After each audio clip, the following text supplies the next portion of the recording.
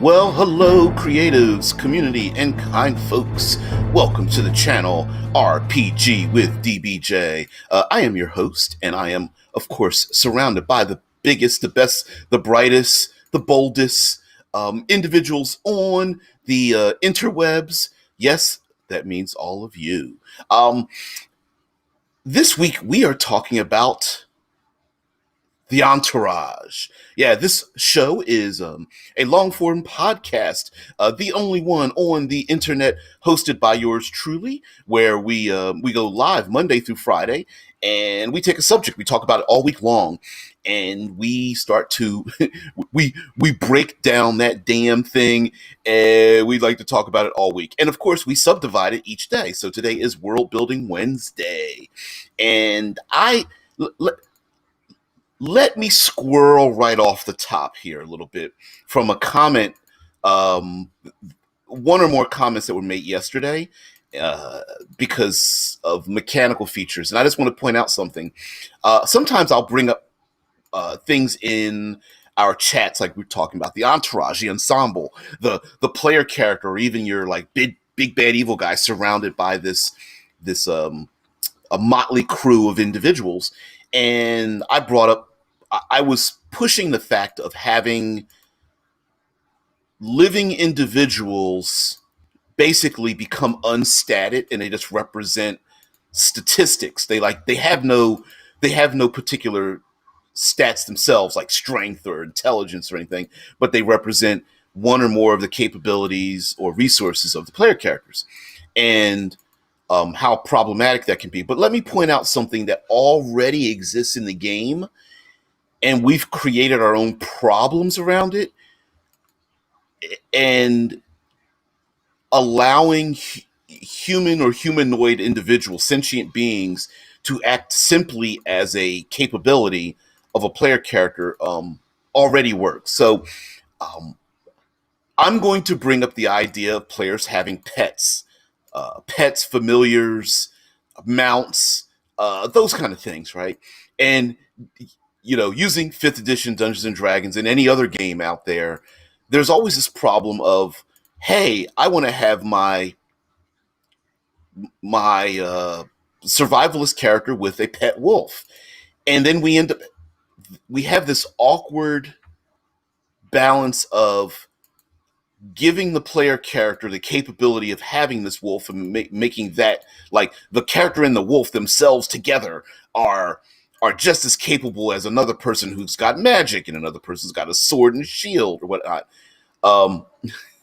But then the other part of that is, well, the death of that wolf, or the death of that mount, or the death of that eagle, or, fill in the blank, right? So then the game systems then have to circumvent their own rulings to, like, grant the character the capability to have them, yet not put them in danger, yet make them a resource that can be taken away, yet allow the player character to keep, have this animal or something around them, like a meat shield, but we really don't want it to be a meat shield. And so there's this awkward dance of, like, yes, it can be targeted. No, it can't be. Yes, you can get it back. No, it's not very quick.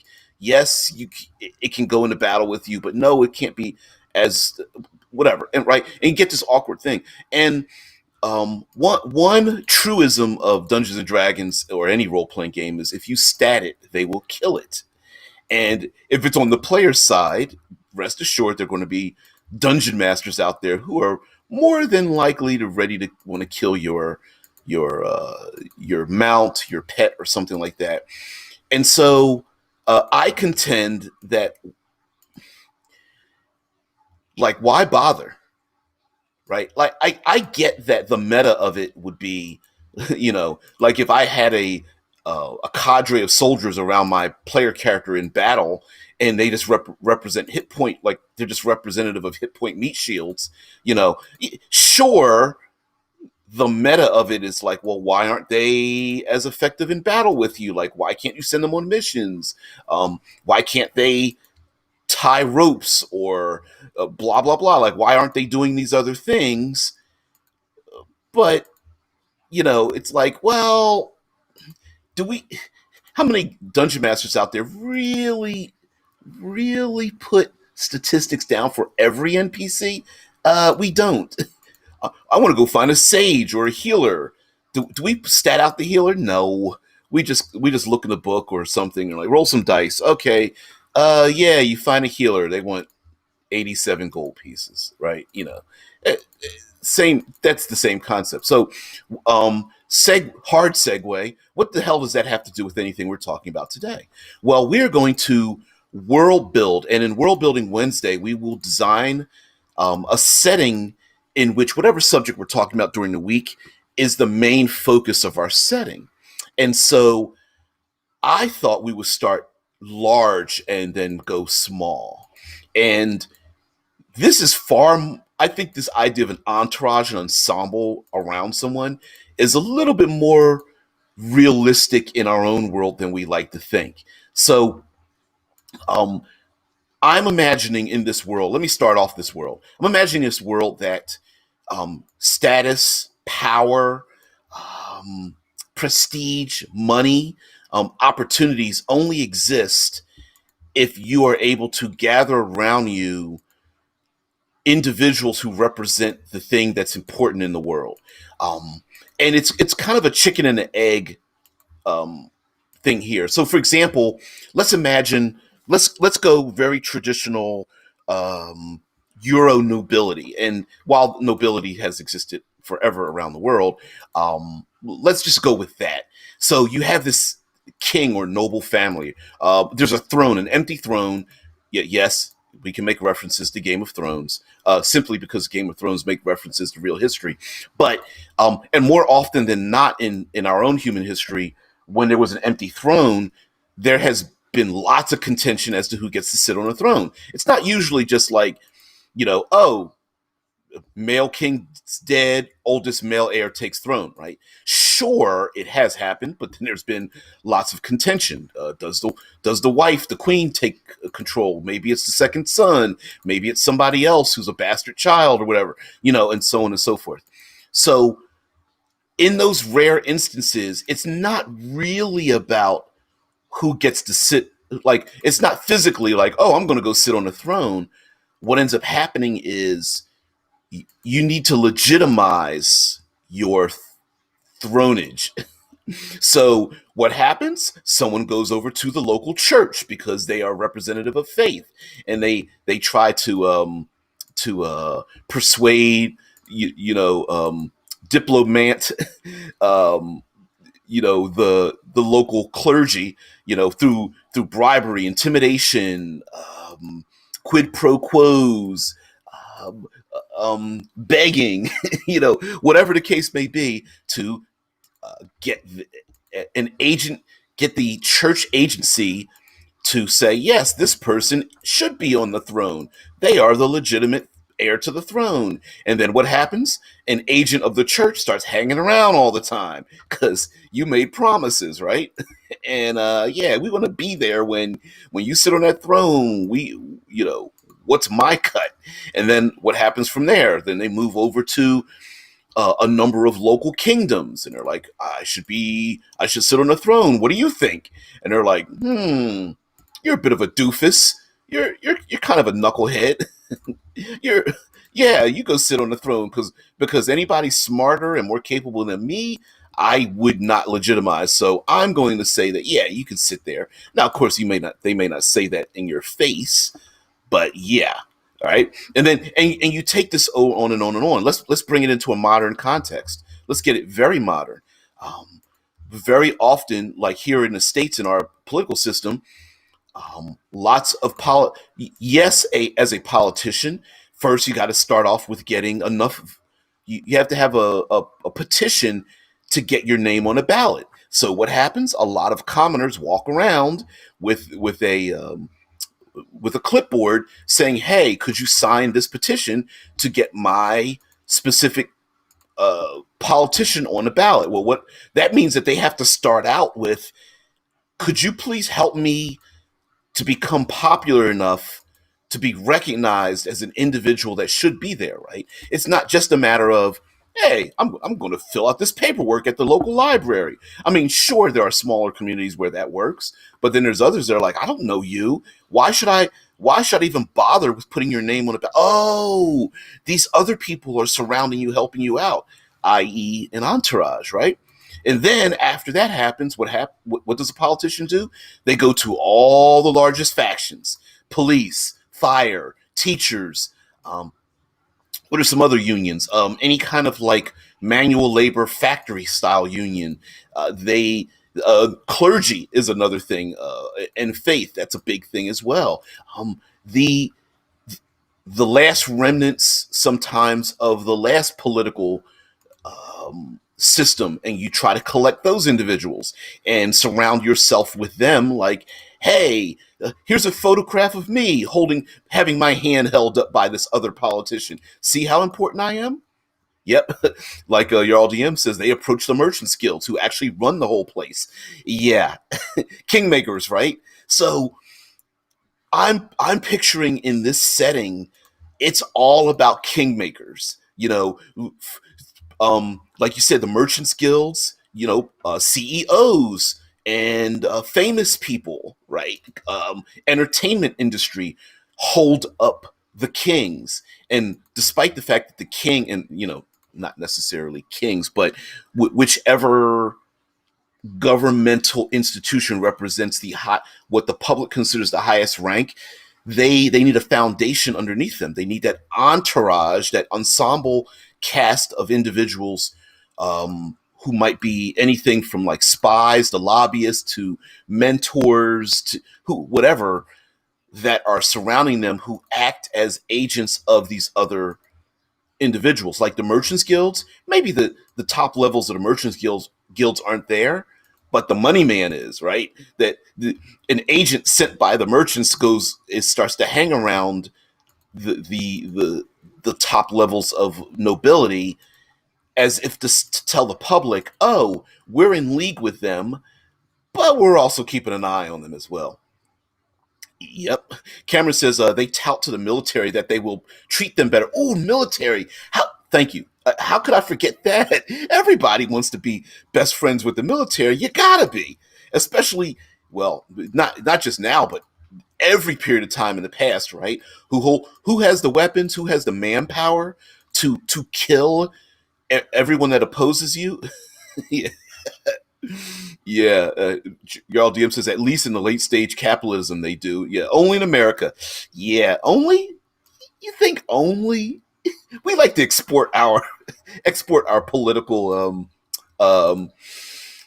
dare we say pristine nobility of democracy around the world, and so yeah, that's a thing. And remember, we today are a representative democracy, right? We have people who represent a larger group of people, and so in a medieval setting, you could very well have like a merchants guild that represents farmers and carpenters and shipwrights and so on and so forth. And sure, the merchants are like down and dirty, like we would consider modern day unions.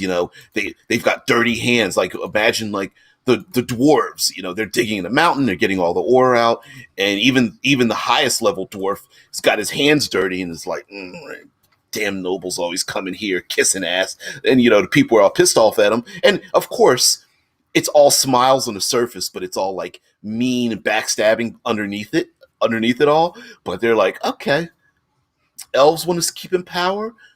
What do you got for me? I'm gonna make him get on his knees and moist my fatty, right? I mean, that's kind of the ideal behind that. And I'm thinking in this world, the measurement of status is based not just on what you can do for people, but the people surrounding you. And rest assured, this still extends into, like I said, I thought we would begin in a very large manner. So large wise, whole nations would be have their foundations supported, yet like a house of cards, right? Literally and figuratively, like it's the balancing of the house of cards where you have these individuals, and everyone knows if you pull one or more of those people out from underneath the people in power, everything starts to crumble, turn into chaos, and they'll have to go around and find out a way to reassemble their foundations. And the only way to gain power is to challenge or dismantle or even under the nose of those in power to find others who are representative. And of course, that's where your power comes from, right? Like if you're, I don't know, you build wagons. You're just like, ooh, this is a great opportunity for me to be a power player because everybody needs to, to take goods and services over land. I'm going to organize all the wagon builders. I don't know what a wagon builder. I'm sure there's a title for wagon builders, right? And then, so now the wagon builder is like, oh, they're consolidating power with the wagon builders, and the carpenter people are like, oh, we don't. They're encroaching into. We handle wood, right? Wainwright, thank you very much. There you are. It's a Wainwright. I knew there was a name. And so then the carpenters are like pissed off. They're like, we handle wood. You handle it wood. And the shipwrights are like, hey, we've been around a long time there, carpenters. I don't see why you're getting pissed off because you've got a current opponent. And then the carpenters are like, yeah, you would say that, shipwrights, because they're just like you. I mean, if you went against the Wainwrights, shipwrights, then we could claim to absorb you too. And the shipwrights are like shrugging their shoulders, like, well, you could get a lot of that. And of course, all of this is happening underneath these greater individuals. Like your all DM says, kingdoms, duchies, counties, baronies, etc., all the way down. All of them do favors for the person above them and expect favors from those below them. It continues to say the king's entourage are the powerful lords and cardinals. The duke's entourage is made up of counts and bishops, all the way down to local militiamen and priests. Yeah, yeah. And hey, let's make this even more personal. How many local criminals, hell, even street thugs, only exist because of the entourage around them, right? Your local school bully isn't really a bully on their own. They're the bully because they're surrounded by these other individuals. Mean girls, the stereotypical mean girl is only the mean girl because she's got her other girlfriends around her who are basically co-signers, and even they can be cowards, except they're backed up through numbers and intimidation and such, right? So yeah. Cameron says, like laughing my ass off. I finally got a joke made during the creation of my second character. Rainwright. Man, I feel dumb. That was back in 09. Yeah, Rainwright. Yep. I get it, because you're like, everyone's making fun, like, but my character's named Rainwright because he reigns right. And he's also a shipbuilder. Y'all DM says Tony Soprano isn't a Don without all the other capos and soldiers that legitimize his power. Hell's yes. And that power only exists because it's like it exists in a fictional state, but as long as everybody else accepts it, it's real, right? Like it's when you're a mobster and you want to you end up moving up to being a made man. You're only a made man because everybody else said so. The guys in the street. Oh, I don't know. Tommy 2 times moved up to be a made man. What am I? A joke to you? What am I? What am I? What am I? Fun? What am I? Is it the way I say it? Like, no, I'm not. No, it's not funny. It's just you. It's like, what are you trying to say? It's the whole thing where they've accepted. Not only have they accepted what the ranking system is and who's in power, who doesn't have it, it's also people on the outside see the machinations of the small group inside, and then everyone on the outside accepts what the group inside says, right? For an example would be, let's take, for example, let me go back. Let me go into the chat, and then while I get my brain settled, because I do have an example here. Ismofa, whose colors changed, says also starting to sound a bit like Drow society with power structure divided up between houses that consist of families. A lot of the families are made up of adopted nobles from defeated families added to their house or entourage. And remember, in if well, this is R.A. Salvatore, but in also in Drow society, it is accepted that we don't talk about the loser, right? You upstart house wants to take down another house. Everyone's like, ooh, there's going to be a war and a fight. And of course, they eliminate or try to eliminate historically any remnants of the old house. And then the survivors of the defeated house try to go and they scramble and they get absorbed into other houses. But we're not going to talk about that, right? It's everyone accepts that it is the case. And you're only a powerful house through rumor and intimidation and perception, in like Drow society, and of course through force as well. But it's a display of that force, and much like a bully in high school who is a head taller and maybe has muscle or is verbally adept at being able to manipulate social media to get you to become the most embarrassed person.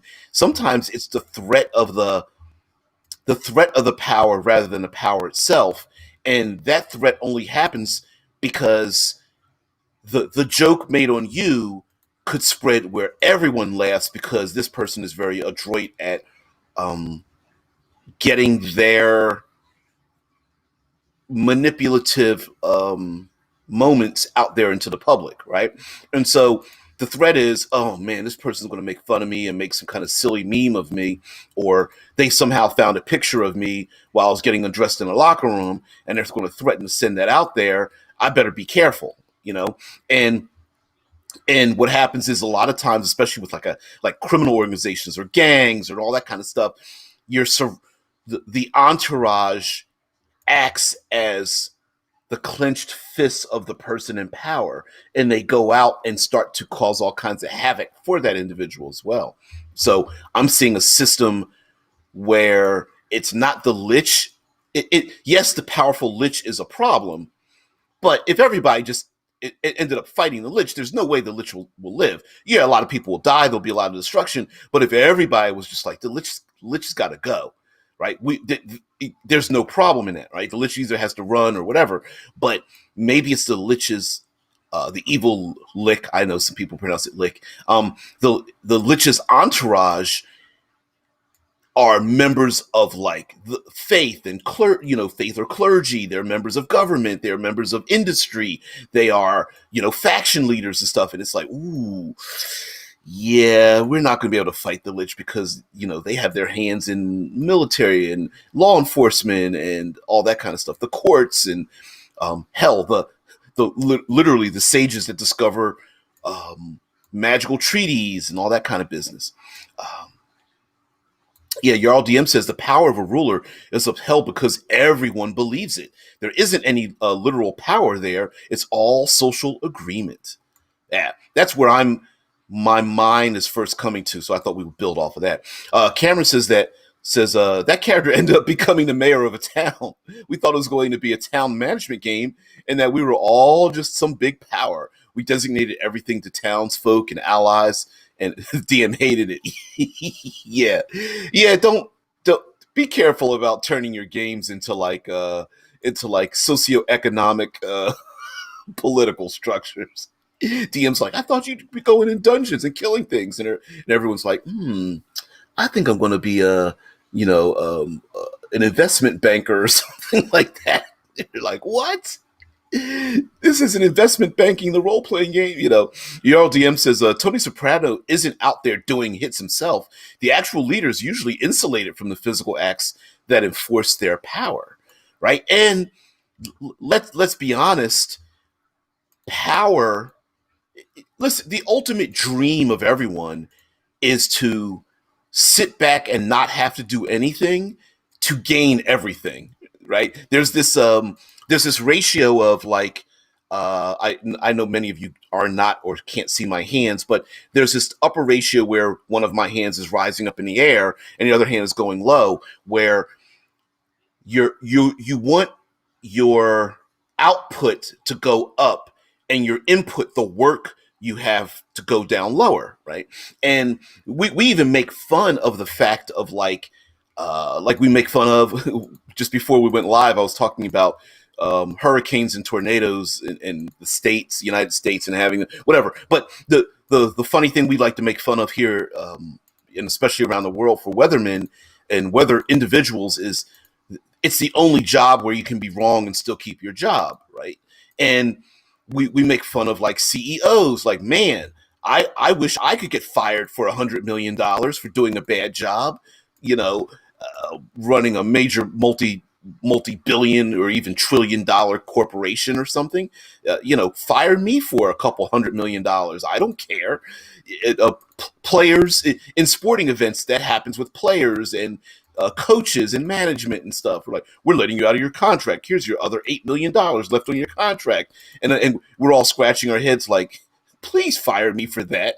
And some of that is this idea that you everyone in our own way wants to put in less work and get more benefit out of it. So of course a Tony Soprano that's head of a criminal organization wants to sit back, grow a big paunch, fold his fingers over it, and just point and say, I want this to happen, I want that to happen. And the people below them are like, sure thing, boss. And you have hitmen and people stealing trucks full of merchandise and collecting money because they're bookies and they're loan sharking and all that kind of business. Of course, the guy in power is not going to get their hands dirty, but let's take this into a fantasy realm, right? If there's a lich out there with magic, maybe a lich is not just bored, but like, I don't need to run a country. I want my entourage to run the country for the sole purpose of me not having to worry about that. Many people at the top of their game don't want to be bothered by the minutia of everything below them. If I'm the mayor of the city, don't come to me about the trash people going on strike. I hired an ensemble cast around me. I've recruited these individuals for you to solve that problem. Don't have my teachers go on strike again. Have my trash picked up. The road crews. I need my roads fixed and cleaning up the potholes. Clean it up before they start to complain, because I don't want them knocking on my door. They should be knocking on your door first. Their entourage, right? And what happens in a lot of our stories, the entourage starts to panic when they see that they're starting to lose control of the minutia, the smaller elements, because it might reach up to the people above them. And you never want that to happen. Jarl DM says the Lich wants to explore secrets of magic and needs a huge amount of expensive material components, so it has conquered a country from within to have easy access to the things it needs. Exactly, right? Like maybe let's take a dictatorship, right? Maybe the dictator's like, listen, all I really want is the military because it's cool, and I need the money because all of you have it. The rest of the stuff I could care less about. So I need my dictatorial entourage to handle all the public beheadings, the public beatings, the corrupt court system. Like, you guys handle all that. I really don't care if you've got to murder people in the street. I just want the money, and I think it's cool to surround myself with the military. So that's what I need. I need my multi-kilometer campus surrounded by the best and brightest in the military. And I need lots of money. I need a harem. I need that too. So you guys do whatever you want. Just take whatever you want. And a lich might not even be in the physical world, right? A lich is like, I got to return every once in a while, but when I do, I want to make sure I don't have to be bothered with everything else. And that apathy towards society might be more evil than a little bit, right? It's not the lich standing in front of everyone, lording over everyone like, I am your now master. Maybe it's a lich that's like, What? Oh, do I really? I need to remind them again that I'm their master. Don't make me have to do this because I'm just going to wipe out a bunch of. Let them know that. Let them know if I got to show my face again, that I'm wiping out half the population just for a general purpose, right? Just for GP. Um, Cameron says we had a big entourage and we used it. Our town even attracted a wandering samurai clan that became our personal guard. We utilized them to train us and took a level of samurai. Ooh, that's actually kind of cool. That's actually really kind of cool. Um, Cameron says, I like evil invade. Oh, okay. Anyway, Jarl DMs goes on to say an agreement between a tyrant warlord and a lich would be a symbiotic relationship. The lich can scry on enemies, create clones, grant wishes. The warlord provides whatever the lich needs. And here's where we get to have a really great ensemble cast around the big bad, having their own motivations, right? Like a tyrant warlord, it might be biding their time. Like the tyrant warlord's like, look, I'm not in their own head. They may be thinking, I'm not loyal to you. I'm only loyal to you because you're the winner, right? And I'm gonna bide my time until the next person comes up and takes your place, their evil lich, while the tyrant warlord is also having agents run around looking for the phylactery, or maybe the tyrant warlord's like, "Ooh, finally the shackles are turned off. I get to beat people about the head and shoulders because the last king didn't ever let me do this, and now I get to like put up party favors of people, spears stuck up people's rectums and have them, go up and down the avenues of the city, which is what I love. I mean, there's all kinds of reasons why people would want to serve a far more powerful individual. There's also the idea of someone to blame. Usually, the person at the top is to blame, and the people below are going like, I'm gonna have an opportunity to get the hell out of here once they topple the upper echelons. But the downside of that is a lot of times the upper echelons like to blame the lower folk, right? Like, oh, I was the king, but I was never notified about the problems in the streets or whatever. I didn't know they were going to rebel. I'm going to have to talk to my entourage and figure out who this is. You know, all the entourage members looking at each other, trying to figure out who the sacrificial lamb is going to be in their own group. Military's like, oh, need me. Don't they need me? And the person's head of the guilds is like, well, this lich needs money, not going to be me. And then the Wainwright building the wagons is like, oh shit, it's going to come after me, isn't it? It's going to be my fault. And the shipwright is like, yep, I'm going to absorb you. I'm going to absorb you. And the Carpenters League is like, wait. There's an open spot. Wait, let me take over. And it's already a foregone conclusion that who's going to get blamed for whatever problems in the city. It's because of those darn wagons that are creating potholes in the city. You know, Cameron says, I like evil invasions for that, for reasons like that. Magical resources are a must in fantasy world. The economy around it must be insane to try and invest in. Like investing in the diamond industry because of all the resurrections going on, right? But yeah, now as a player character, if I'm first of all, I think we can think of plenty of big bads that are like have these weird pyramid structures. You know, the Minotaur group leader surrounded by like ogres and hill giants and orc hordes or something like that. And then, now the Minotaur is in league with, I don't know, the fire giants that are surrounded, and then the fire giants are in league with the red dragon, and then the red dragon is in league with a flock, a grouping, I don't know, of other red dragon or other dragon types that serve Tiamat, and Tiamat's in league with, three other lords in the hells or something. It's like you could have this giant pyramid structure. Now, as far as player characters are concerned, you could just play this as having connections. So, traditionally, and anecdotally, actually, from my point of view, player characters tend to be hyper individualistic, right? It's I'm the special snowflake and everybody else revolves it out there isn't like me.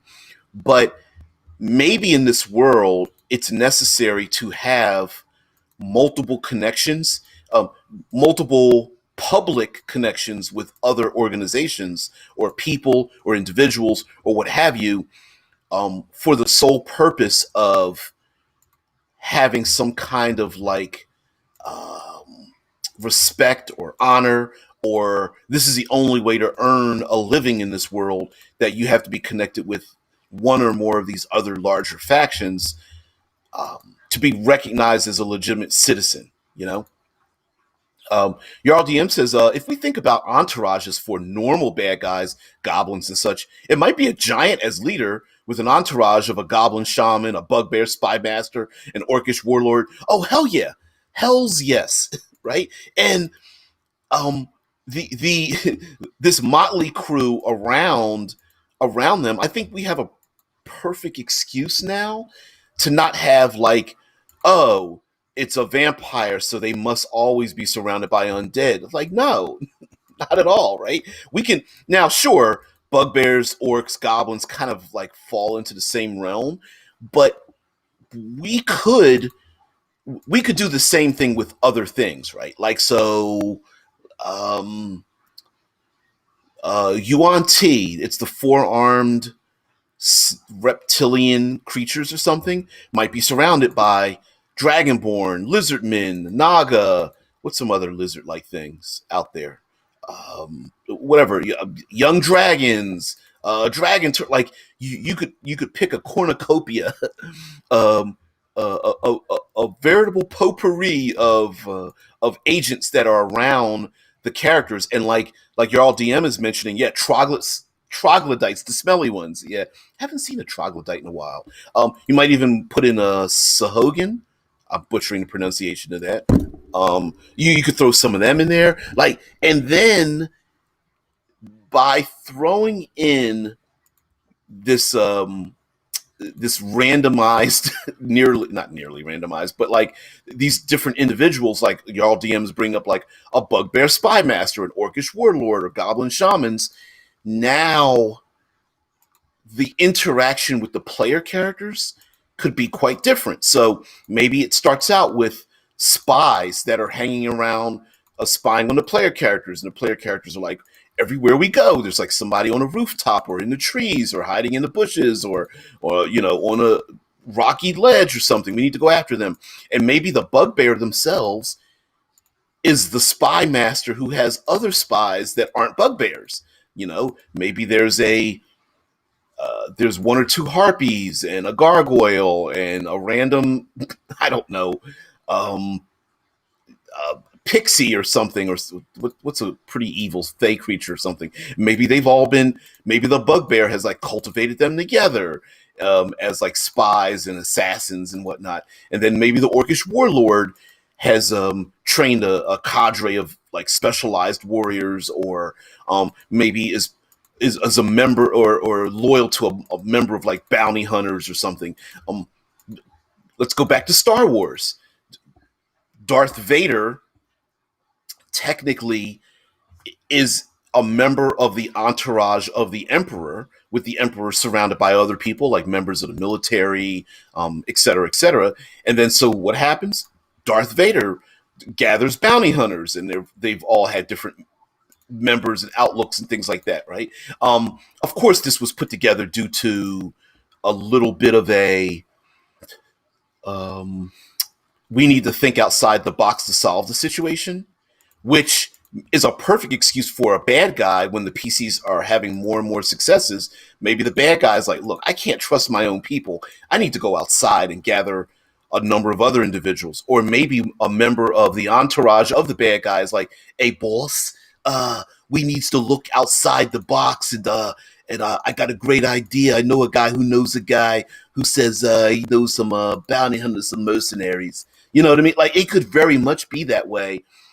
For the evil lich is like, fine, throw some gold at it. Here. Take some resources, solve the problem.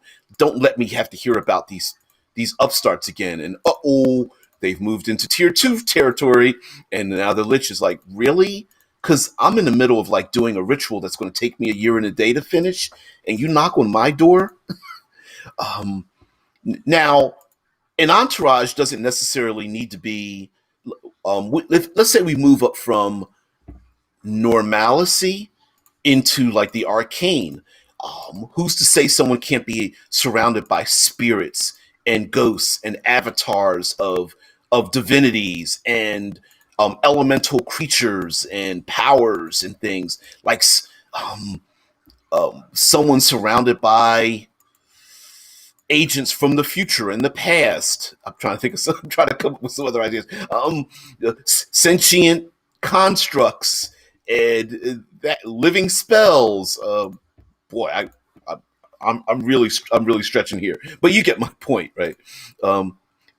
Cameron says Pathfinder has Fae called Svartifar, Svativer, um, which are assassins that were banished from the Fae, the fairy, and into the Shadow Realm. They have blue skin and wield scimitars made of the night sky, which are assassins. Hmm. Hmm. Um. It is possible. Remember, if you for the lower caste that surrounds the big bad guy, they want to be there for some reason. Now, sure, through intimidation, they could be part of the entourage, but maybe there's something that if they stick around long enough, Svartalfar, the Svartalfar, are the dark elves of Norse mythology. Uh, Svartfir, Svartalfir. I'm butchering it. I've got a lazy American tongue, so sorry. Um, but yeah, maybe like um, what's the song? Promises, promises, do do do do. I mean, how many times have people allied themselves with the worst of humanity because of the promise of something better, right? Politically, people hitch on the coattails of someone because they want something better. Maybe there are like shadow realm fae that want to be brought back into the fold if only they can stick with someone else, or someone sticks with some with into the entourage because they know this powerful individual um, will bring about vengeance that they're looking for. Maybe these dark elves or black elves that were cast out in Old Norse mythology are cast out, and normally they wouldn't be in league with the frost giants, right? But given the case of Loki bringing these strange divergent elements together, now the shadow dark elves are in league with the frost giants simply because of their association with this bigger bad person, which is Loki. Yeah, Cameron says, yeah, Pathfinder includes a lot, but butchers the mythological beings' lore and abilities. You know what? Dungeons and Dragons isn't necessarily uh, free of those charges either, right? A lot of it is just pulled from stereotypes, or hell, just different, just pulled from different language. So um, it's just that they needed more creatures and more stat blocks. So of course we're going to separate Jin from Efreet from naiads to whatever the case might be. Of course we're going to separate bugbears and orcs and goblins and gremlins and just because they need more creatures and stuff. I don't think there was any more thought to that of keeping it authentic or something. That came later. Your LDM says people join tyrannical leaders for lots of reasons: promises of a better life, promises of getting the people who caused your problems. Yep, getting at them. Yeah, I'm gonna get at you because you caused my people lots of problems. Promises of wealth or national pride, etc. Let's bring that today, right? How many politicians sidle up next to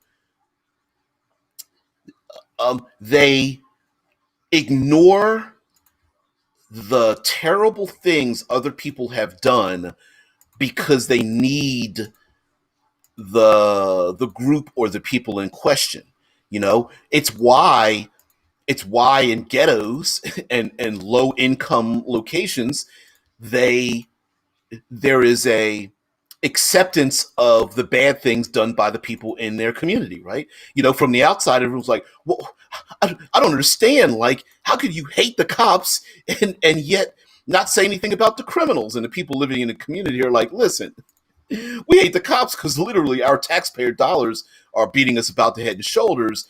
We don't like criminals, but on the other hand, we got to tolerate that shit because it's all around us. How are we supposed to get rid of it, right? So there is this idea of like the national pride, the promises of wealth, the let me sidle up against a what was the half the documentary I was watching. Jeffrey Epstein, who committed suicide, air quoting.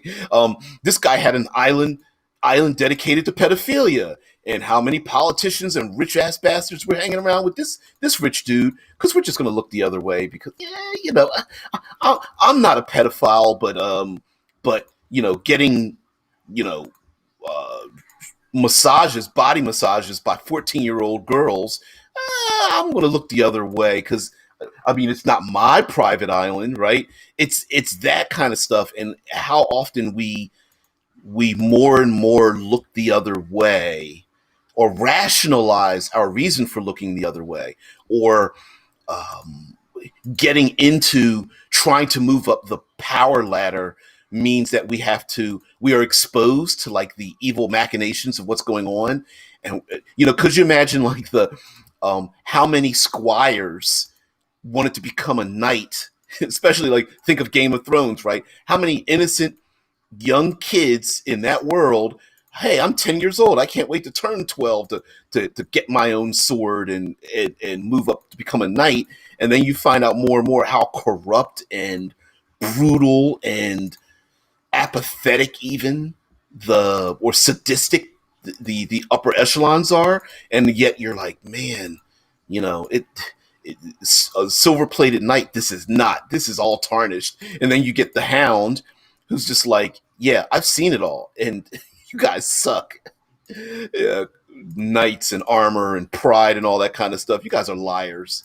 At least I tell the truth, right?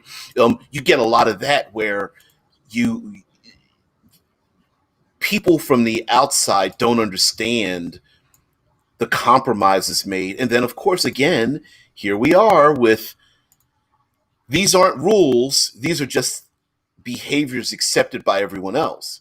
Hey, you want to get along? You're going to have to take some dirty money. And the clean cop is like, why?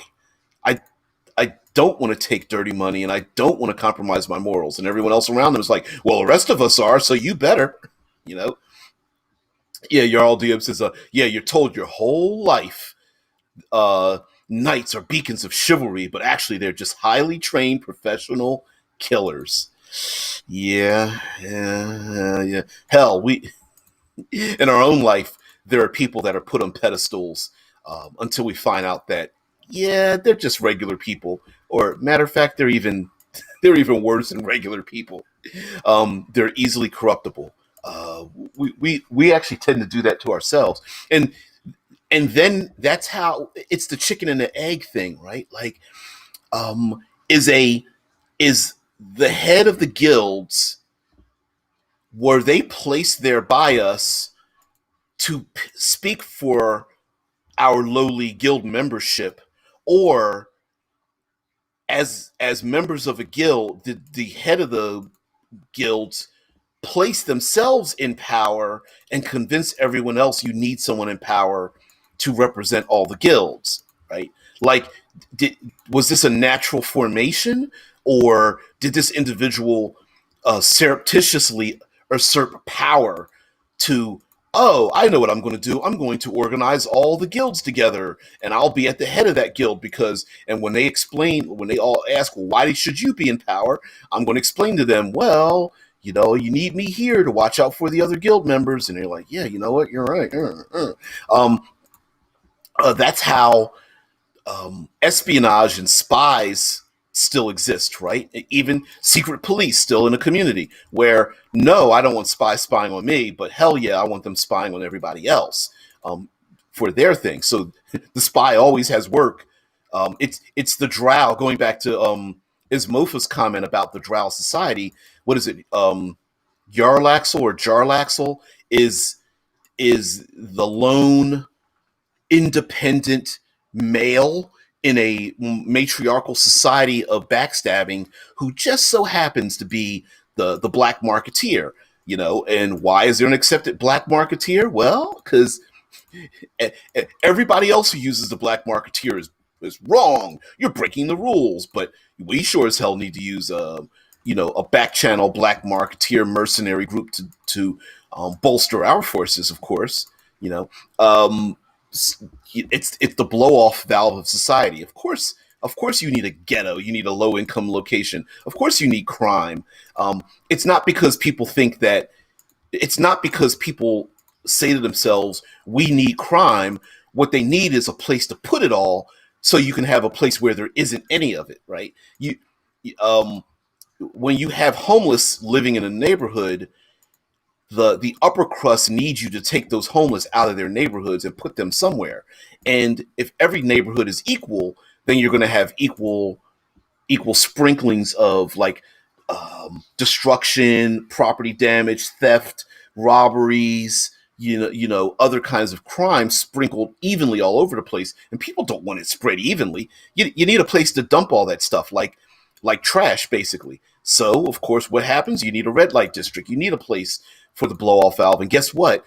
A lot of times the people that live in the upper echelons need a place to go to blow off their steam. So then they go to the lower regions, which is how a lot of times the entourage that is assembled by people in power, the people in the lower echelons can get to move up a little bit by hitching onto the coattails of these more powerful individuals.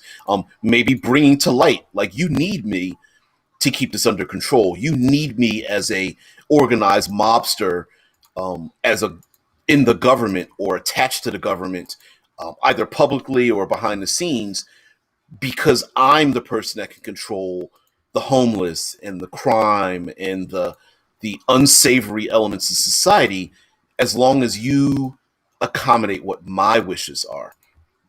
So as a player character, as players, I can imagine player characters needing to be surrounded by, like, it the Motley Crew adventuring party might be a social construct where the player characters are needed. Like, hey, my barbarian of course needs the a cleric and a bard and a paladin and a sorcerer around them, because that represents a lot of like legitimacy. In, oh, you're a barbarian, but normally we would harass you on the street, but the person hanging around you is a member of the clergy. Okay, all right, you can come in here and have a drink, right? Or hell, hey, member of clergy, do you speak for that barbarian? Because we don't like those people here.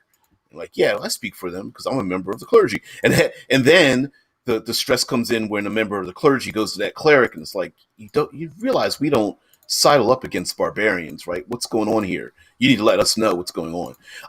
Ismafa says, didn't Terry Pratchett's Discworld feature semi-legitimized crime guilds? I don't remember anything from Discworld. But yes, semi-legitimate crime guilds.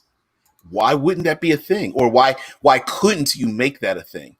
Um, I think a lot of the drama would come from the tension, pulling on the player's tension, where on one hand they want to be individuals. Hey, I'm a cleric and I'm going to do my own thing, but you're always being pulled by the agenda of, say, the church or faith. In terms of, hey, we don't sidle. Our agenda has changed. We are no longer in league with the barbarians. You need to reconsider your friendship with that barbarian, right? And so now the clergy, the cleric is now thinking, okay, if I remain friends with the barbarian, I'm gonna get kicked out of the clergy, possibly publicly, like, what is it? Not exiled. excommunicated or something for performing a particular action, which of course is a social construct, right? And then it's like being kicked out of the Jedi Order, or being kicked out of being a Sith Lord. Your powers and capabilities don't change, but the social construct has changed, right? His Wolf says, could be thinking of the wrong series. I remember a book series where the Assassin's Guild was allowed a certain number of murders per year. That's awesome. And listen, don't. I'm usually wrong, so don't. I don't think you're wrong. I think you're mistaken. Yeah, I'm usually the wrong one here with the incorrect information, which is why I'm surrounded by the brilliance of individuals like, of course, the Branley, the anointed Jarl DM now, and Deadman, and Tesla Ranger. They keep me they keep me on point. Cameron says, yeah, there were legitimate crime guilds in the Discworld city, Ankh-Morpork. They had an Assassin's Guild, a Thieves Guild, and more.